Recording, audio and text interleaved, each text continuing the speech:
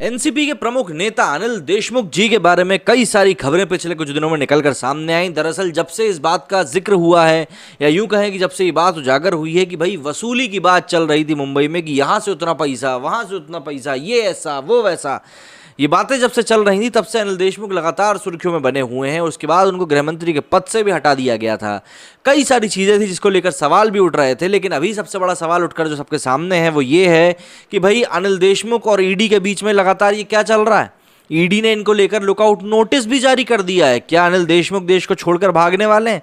कुछ ऐसी खबरें आ रही हैं हमारे पास कई सारे न्यूज पोर्टल्स के थ्रू। कुछ महीने पहले तक राष्ट्रवादी कांग्रेस पार्टी के नेता अनिल देशमुख महाराष्ट्र के गृह मंत्री हुआ करते थे।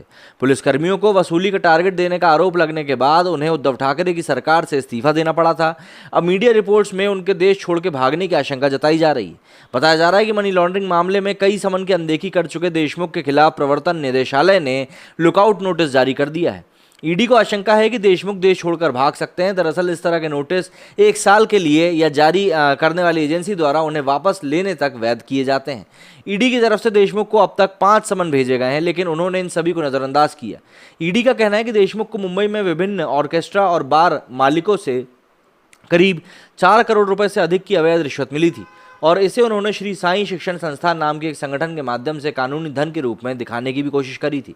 एएनआई ने भी इसको लेकर ट्वीट करते हुए लिखा कि enforcement directorate issued a lookout notice against farmer Maharashtra home minister Anil Deshmukh in connection with money laundering case.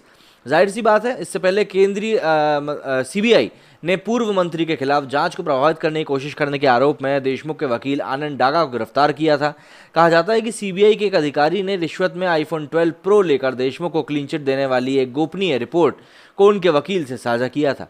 इसी सिलसिले में दिल्ली की एक अदालत ने 2 सितंबर को डागा और आरोपी सब इंस्पेक्टर अभिषेक तिवारी को 2 दिन की सीबीआई हिरासत में भेजा था। सीबीआई द्वारा दर्ज की गई प्राथमिकी में कहा गया है कि यह विश्वसनीय रूप से पता चलता है कि जांच और जांच संबंधित गोपनीय दस्तावेजों का अनधिकृत व्यक्तियों के सामने खुलासा किया गया।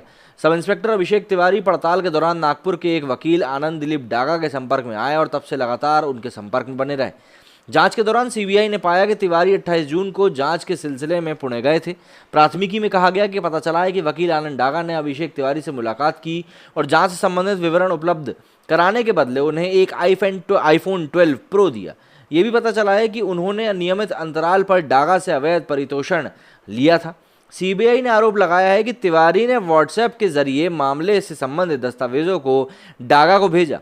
लीक हुए दस्तावेजों को विभिन्न समाचार संगठनों को भेजा गया। हालांकि दस्तावेजों में देशमुख को क्लीन चिट का सुझाव दिया गया था, लेकिन पूर्व मंत्री के खिलाफ प्राथमिकी दर्ज की गई। जब दस्तावेज प्रेस में लीक हुए तो उसकी प्रामाणिकता पर कई सवाल खड़े हो गए थे। सीबीआई ने देशमुख को क्लीन चिट देने से भी साफ इनकार कर दिया।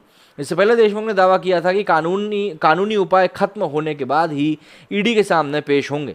उन्होंने दावा किया कि सुप्रीम कोर्ट ने उनकी याचिका को स्वीकार कर लिया है और मामले की सुनवाई जल्द ही की जाएगी। हालांकि बाद में बताया गया कि शीर्ष अदालत ने पूर्व मंत्री को कोई अंतरिम राहत देने से इनकार कर दिया था। इसके बाद वे प्राथमिकी रद्द करने के लिए बॉम्बे हाईकोर्ट चले गए।